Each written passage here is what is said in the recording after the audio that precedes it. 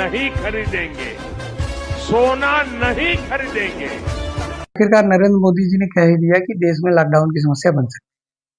Lockdown की समस्या है भी भाई। देखिए, अगर किसी बड़े शहर में 4,000 का गैस मिल रहा है, कहीं पे ब्लैक पे 5,000 तक के रुपए गैस दे रहे हैं, मुंबई जैसे शहरों में तो मुझे लग रहा है 500 रुपए केजी दे रहे हैं। तो एक लेबर के लिए वो नामुमकिन बात है, पूरी तरीके से नामुमकिन बात है। लेकिन अगर आप देखिए, जो कल अचानक से चुनाव के बाद स्टेटमेंट आया, इससे प्रधानमंत्री की बहुत आलोचना हो रही।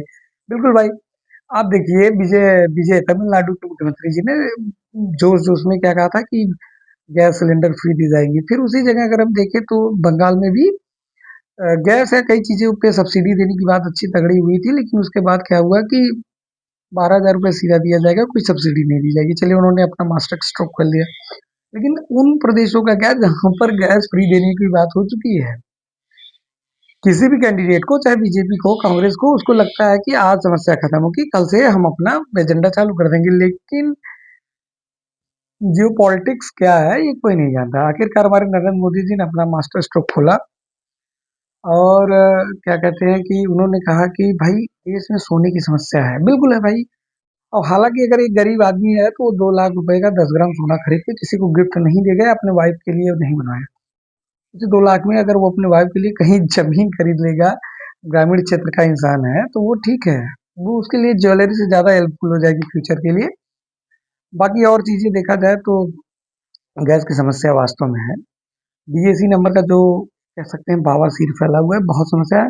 मेरे अगल बगल कई लोगों के घर शादियां हैं, डीएसी नंबर ना आने की वजह से उनको एक भी सिलेंडर नहीं मिल पा रहा है, जहाँ शादी में मिनिमम 6 से 7 सिलेंडर खर्च होता है। फिर उसके बाद अगर देखा जाए तो भाई, गैस पेट्रोल की प्रॉब्लम है, पेट्रोल की प्रॉब्लम है।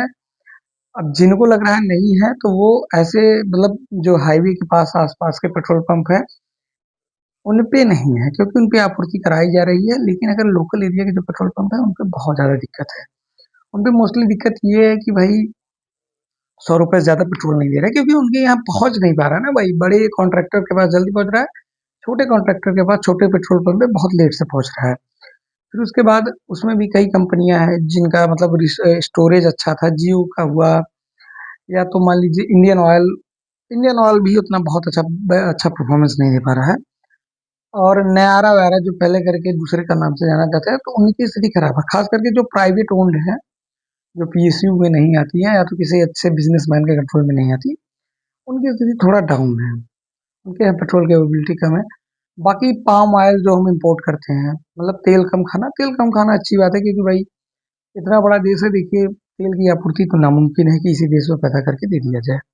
पाम ऑयल है, या तो कई तरीके के ऑयल है, जैसे सनफ्लावर ऑयल है, कोकोनट ऑयल भी है। अब तो इंडिया इंपोर्ट भी करता है, लेकिन मुझे लगता है कि एक्सपोर्ट भी करने की जरूरत किसी किसी मंथ में पड़ जाती है होगी, तो जब हमारे यहाँ रीच होता होगा। लेकिन इंपोर्ट करता है, एक्सपोर्ट करता है, वो बात की बात है।